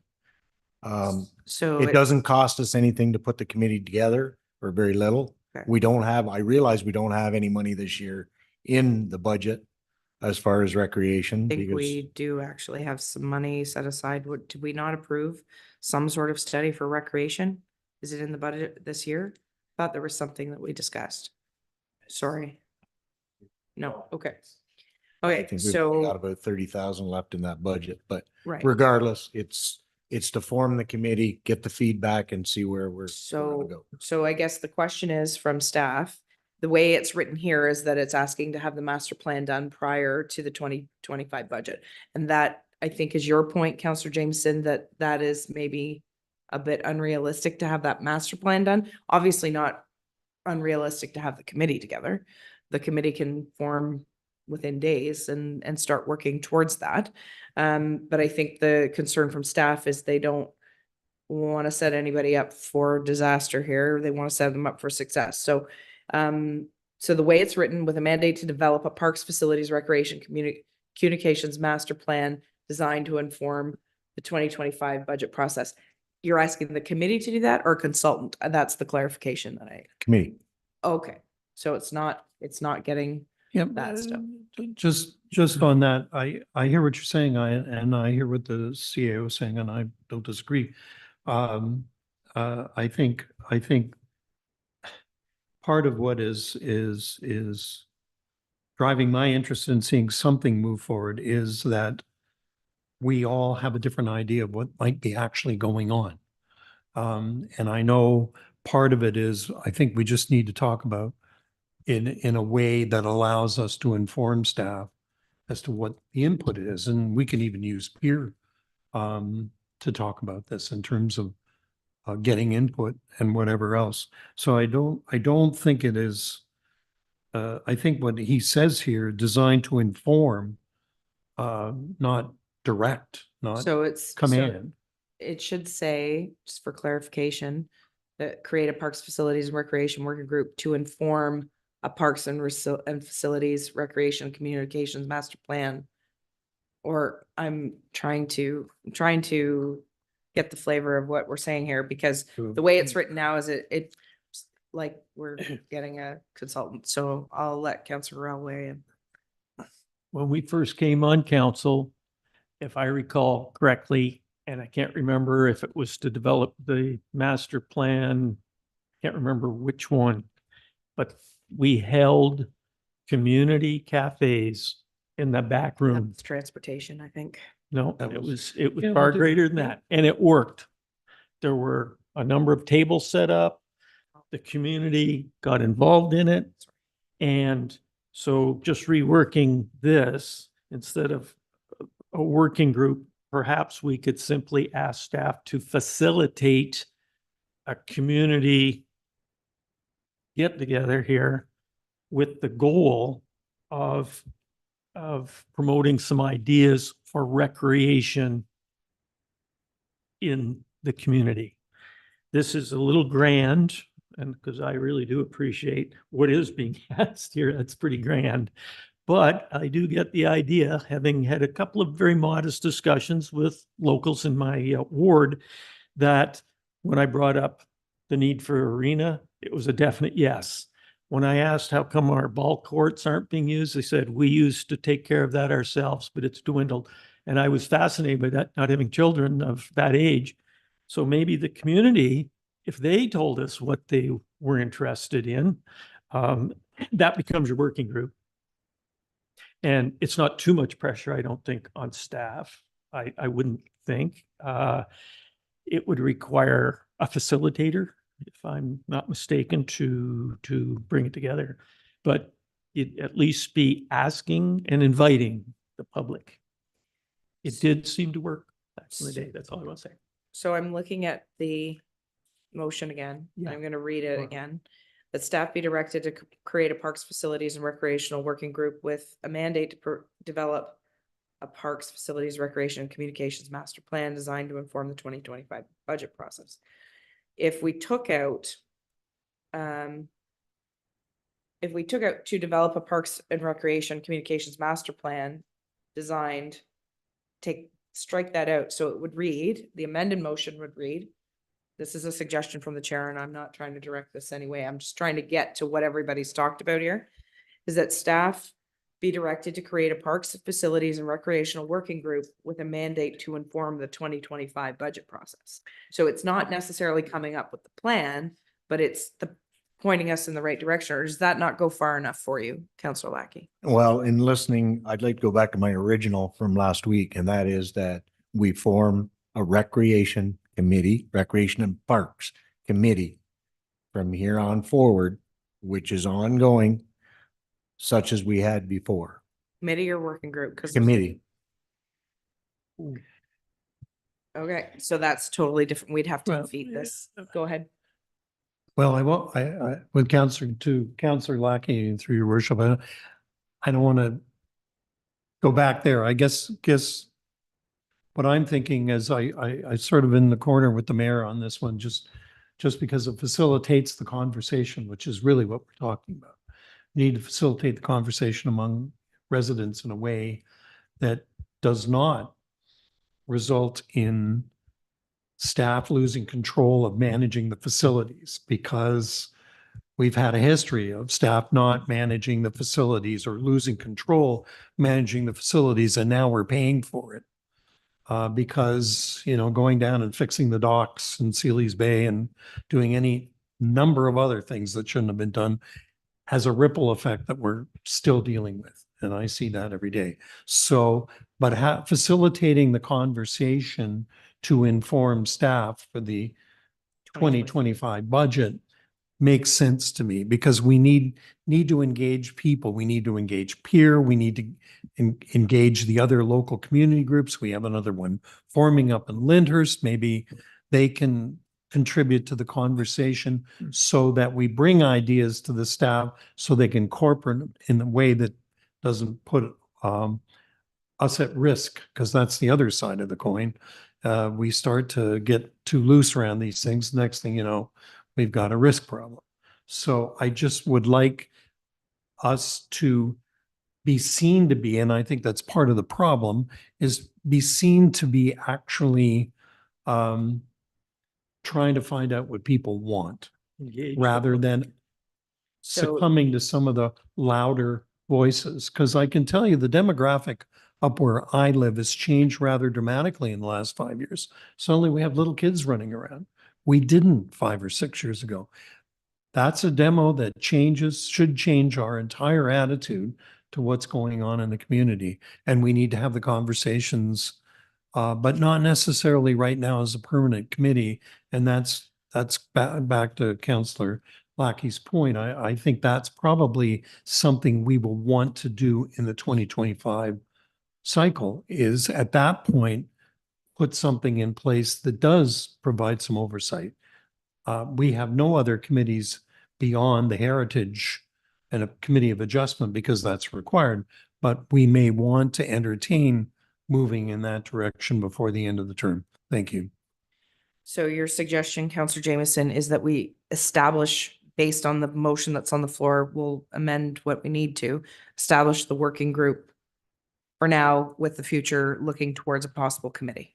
Is that what I'm understanding? That's my suggestion to Councillor Lackey. I mean, Okay, it's I his just want to be motion. and I clear don't- on what's, He's got it on the table, and I'd like to pursue something that works for us.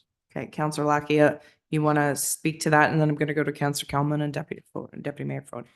I think anything at this point is better than nothing. Okay, So let's take baby steps if we have to. okay. So Councillor Kalman and then Deputy Mayor Fode, and then to you, Councillor Guerrero. Thank you, Your Worship. I will say I agree with Councillor Gorell. I think there needs to be community consultation, and I agree with Councillor Jameson that I think perhaps working group is a better step to take at this point. I will say amongst my peers in Ward 2, which is generally mostly school-aged parents, the number one conversation that I have is that there is now the perception that we don't do recreation as a township anymore. And it started with COVID, and where I see municipalities around us, including when I attended the Rural Recreation Summit in the fall, they have recovered and gone way beyond what they were doing in terms of recreation programming, in terms of numbers and dollars from what was before COVID. And we have stagnated. And it is amongst that group, that demographic, it is their number one interaction in their day-to-day lives, positive interaction that they have with the township. And I really feel like we're failing. And I feel like this working group could involve and have a more broader ongoing conversation about things like the relationship with the Rankin Gananoque and what's going to happen with the fire hall in Sealy's Bay. And so that those conversations are already happening, the community feels more informed, and it is, and of course, someone's always going to complain and say, I didn't know anything about this. But I do feel like if we have this working group, we try to draw in all of those different elements, it's just going to have a more positive impact going forward. And I've said it before, it really bothers me that we don't have a recreation person anymore. And I feel, again, if that's the direction we want to go as a township, then that's the will of council. But I think it's a really important part of what we offer in a municipality, especially a rural municipality, because we don't have as many facilities as others would. So I think this is a really good direction. I don't know that we necessarily need to be coming up with a master plan at this point, certainly not from a consultant because of the cost involved. But I do think that the formation of the working group is really, really important and a really good first step. Okay, Deputy Mayor, go ahead. Thank you, Your Worship. Through you, Councillor Kelman's most recent points, it appears we don't have recreation. There's no appears about it. We don't have recreation. We haven't had in about 4 years. And you're absolutely right. And Councillor Lackey's point of bringing this up, and it's already been spoke to by 3 members, according to my math. I would like to see us stay away from a committee. About 4 years ago, committees we did have wanted to get away from committees because they were being scrutinized and nailed to the stake on social media, because a committee, if I'm not mistaken, has to be recorded and put back out to the public. Whereas a working group, they can sit and chat and make comments. They can even make errors and they're not held accountable for them. So I fully support Councillor Lackey's endeavors to get this thing going. And it's already been said that Councillor Jameson's amendment here to strike the master plan, or your worship's idea, if baby steps, but I think these baby steps could become much larger. Just get it going. Thank you. Okay, Councillor Burrell, go ahead. I would propose an amendment to this then, hearing what I've heard, something to the extent of strike a few and gain a few here. That staff be directed to create a recreational working group to investigate recreation opportunities in order to inform the 2025 budget process. And that would potentially bring in the public through some public consultations, and it's a working group. So it sort of satisfies Amendment or a brand new motion? the 2. Problem. You're okay? Okay. Clerk says it's an amendment. I'm good with that. Yeah, it's I just, an amendment to this, and then we vote on it. the only thing that's really the intent of the motion, the only thing that you're amending there is taking out the master plan part of it. Pretty much, and that it's really to simplify the working group name. Yep. But that, in that we take into account the facilities that recreation happen on and the communication with the community. So, okay, I think, so that is the amended motion that you have put on. Madam Clerk, do you have that captured, do you believe? Do we need a seconder for the amendment?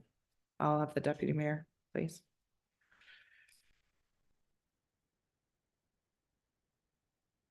So let's wait until I have I'll read it off your computer.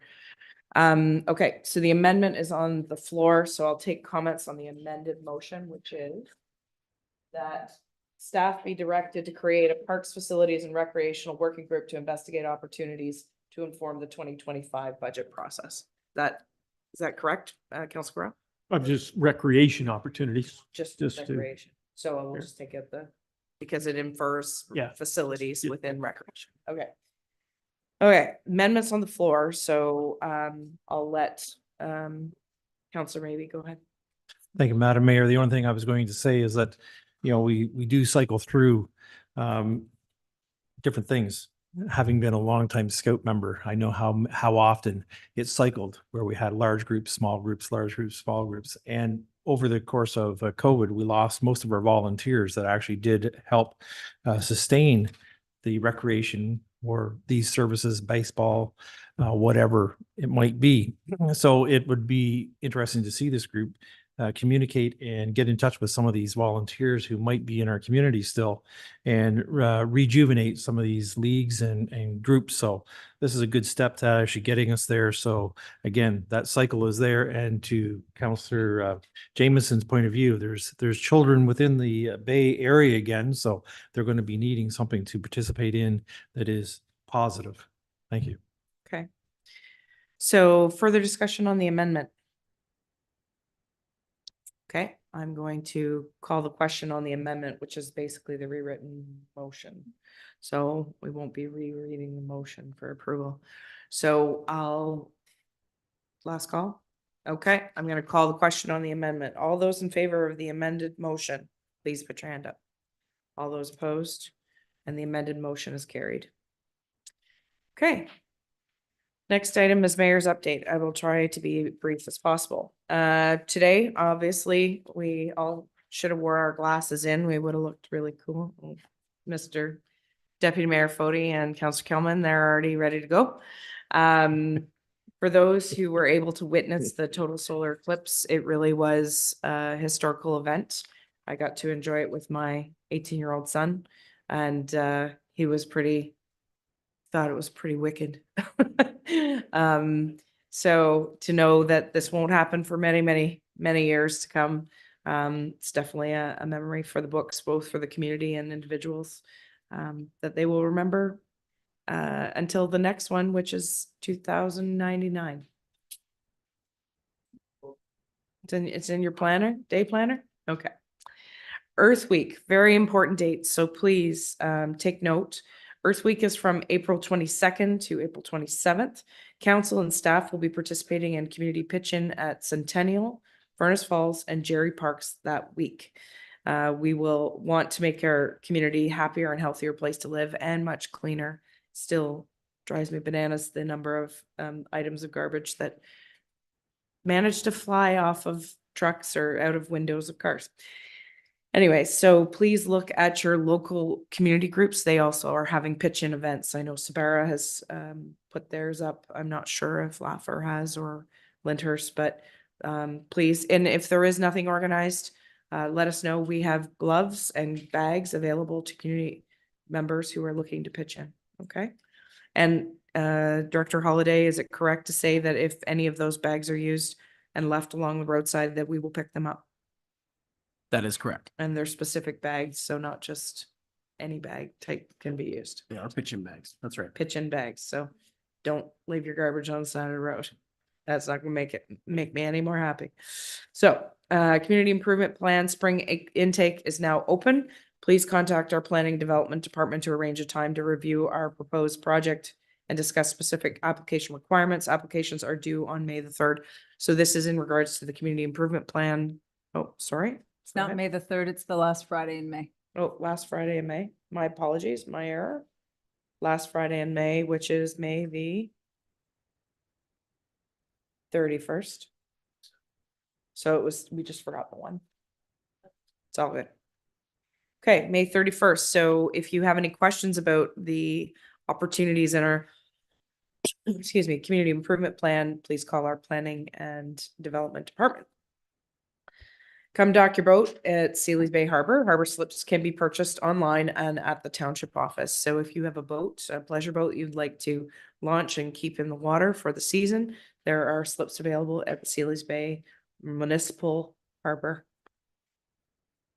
Our recreation programs are starting up soon. Please register for a program on our website today. I just wanted to make a few notes. Olivet Church had a pancake supper or pancake breakfast yesterday morning, which was a free will donation, and it was packed and they ran out. So ran out of pancakes, ran out of sausage. So those are usually the best ones. It was great. I saw a number of people from the southern part of the township participating as well.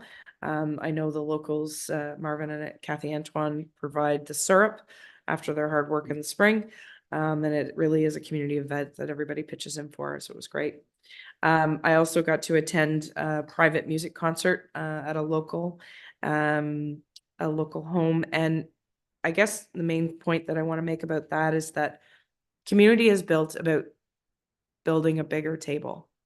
Something recently has reminded me that it is the little things. It's about inviting your neighbors, getting to know your neighbors, doing the things without recognition, even having 20 people to your home on a Sunday afternoon to listen to a great singer and a guitar player.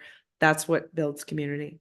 So I really appreciated that invite and the afternoon and the fellowship that we shared. I also want to wish Barb Kent an 80th birthday. I did pop over to wish her an 80th birthday wish on behalf of the township. There was a number of people that came to wish her well, and I know that we wish her many more. Lastly, I will recognize that we had a fire here in the village of Lansdowne, and it was a fatal fire. The Ontario Fire Marshal's office is currently investigating. Our thoughts are with those first responders who were there on scene last evening, and also the family who have lost a loved one. So those are the details that we can share at this point in time. Again, I will reiterate, don't wait for a disaster or a sad occasion to occur. Please do the little things to make your neighbors' lives easier, and anything you can do to help those who are in need is always appreciated. So any other announcements or comments? Go ahead. Deputy Mayor Fody. Thank you, Your Worship. More of an observation. Today I had a little free time. I went down the parkway and pulled over to Landon's Bay turnout, if you want to call it, and chatted with as many people as I could strike up a conversation with. And it was pretty interesting to see where they had come from. The furthest distance that came for this celestial event was from Squamish, British Columbia. And in talking to these family of four, she was a former two-time mayor of the city of Squamish. So it was fun to chat. And of course, she wanted to know what our biggest hurdles are here. So we had a good conversation, but there was others there from a lot of them from Ottawa area. They just came further south to be in the path of this. And one couple, it was actually three, they had a child with them from Burlington. And I thought that was a little odd, but they said they were fearful of the cloud cover up there. They wouldn't see it at all. So they just got in the car early this morning or shortly after breakfast, head this way. I would guesstimate there was at least 150 in that one location. I know a lot of them were up on the rock on the pathway off Cross Cemetery Road. They chose to get up there for a vantage point, but along the parkway, I'm sure other people had seen them. People were just pulling over and using the pathway or at least the grass beside it as a vantage point, a picnic area. So it really did have a big effect. And on the way into the meeting tonight, CBC Radio had the mayors of both of Kingston, Brockville, and Cornwall on the air simultaneously. And it was interesting to hear their comments. Cornwall being clear sky all day, most of their food vendors and most of their restaurateurs had to close down early. They all sold out. They had no food left to sell. So it did have a big financial impact on a number of locations. And it's a great way to kick off the tourism season. Councillor Lackey informed me earlier on that City Cruises put a bus out on the St. Lawrence today, which was told to me. I didn't see the bus. A boat out on the St. Lawrence. Pretty yeah, sure the bus would have sank. it's But anyways. it's a floating bus, a large. The floating bus. But anyway, people that saw that were querying, does it start this early? And I said, no, it's likely just because of today. So it's a great way to kick off the tourism season. It couldn't have went better. The sky luckily here was clear enough that everybody had some great memories, and I'm glad to know it's wicked. I now have a term to relate to. Thank you.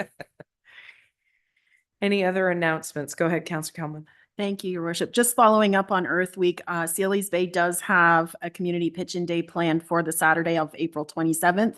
A number of groups are coming together to hold the event, and there will be a barbecue lunch provided. I haven't heard anything about Lyndhurst yet, but hopefully when the new community group has their AGM next week, that will be discussed and it will go on our social media for sure if they plan something. Any other announcements of any other events coming up? Councillor Lackey, myself, and Councillor May. Who else? It's going to OGRA. Councillor Jameson. No? Oh, it's just my apologies. I thought there was three of us. So Councillor Lackey and I, along with staff members, are headed to OGRA, which we always look forward to learn more about the new technologies being deployed to help assist municipalities to have stronger infrastructure and longer lasting infrastructure.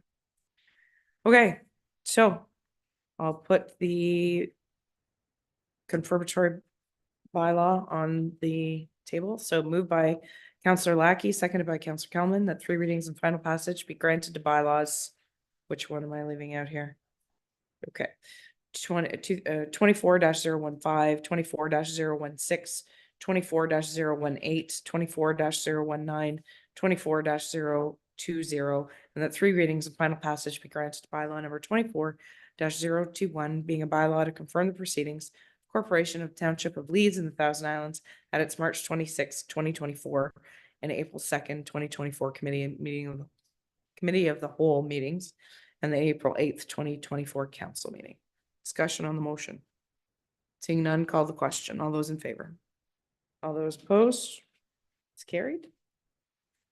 And non-debatable motion moved by Councillor Lackey, seconded by Councillor Kelman, that council adjourn. All those in favor? All those opposed? And we're carried and adjourned. Thank you.